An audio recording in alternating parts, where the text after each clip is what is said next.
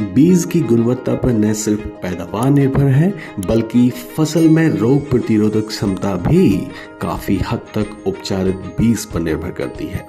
नमस्कार, आदाब, सत श्री अकाल किसान साथियों, मैं हूं आपका देहाती दोस्त।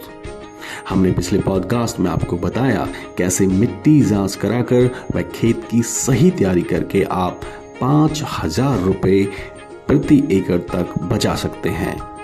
यदि आपने अभी तक पिछले दोनों पॉडकास्ट नहीं सुने हैं तो यहाँ डिस्क्रिप्शन में दिए लिंक पर जाकर दोनों पॉडकास्ट सुन सकते हैं।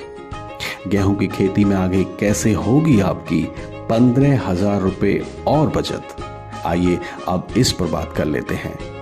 किसान साथियों, बुआई से पहले आपको यह जानना जरूरी है, गेहूं के उपचारित बीज से अच्छा अंकुरण और फसल में बालियां आने तक कीट व रोग लगने की संभावना काफी कम हो जाती है।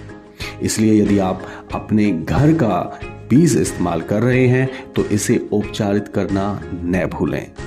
लेकिन यहाँ सबसे बड़ी दिक्कत है, कई किसान बीज ठीक से उपचारित नहीं कर पाते या फिर दवा की गुणवत्ता भी आजकल बहुत खराब देखने को मिलती है, जिससे किसानों की पूरी फसल का भविष्य ही दांव पर लग जाता है।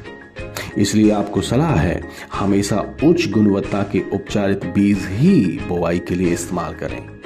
इसमें यदि बीज उपचारित करने वाली दवा, कीमत अथवा उन्नत किस्म के बीज जैसे DMS 777 के नाम से देहात का गेहूं बीज आता है, इसकी यदि हम बात करें तो ये बीज काफ़ी किफ़ायती पड़ते हैं। साथ में बीज अंकुरण बीमा भी कंपनी निःशुल्क देती है। इस तरह यदि हम उच्च गुणवत्ता की दवा से उपचारित बीज और उस पर मिलने वाले अंकुरण बीमा की लागत तथा रोग प्रतिरोधक क्षमता से भविष्य में फसल सुरक्षा की बात करें तो किसान इस पर ओवरऑल प्रति एकड़ 2,000 रुपए तक बचत कर सकते हैं। यहाँ सबसे बड़ी बात किसान साथियों, आप निश्चित हो जाते हैं, आपको पूरा अंकुरण मिलता है, कीट व रोग लगने की संभावना काफी कम रहती है, जिससे पैदावार अच्छी होना लगभग तय है। इसलिए हमेशा उपचारित बीज ही बुआई के लिए इस्तेमाल करें। बीज उपचारित करने की विधि, दवा व इसकी मात्रा से संबंधित सलाह के लिए आप सीधे कृषि विशेषज्ञों से 1800-1036-110 पर कॉल करके भी जानकारी ले सकते हैं।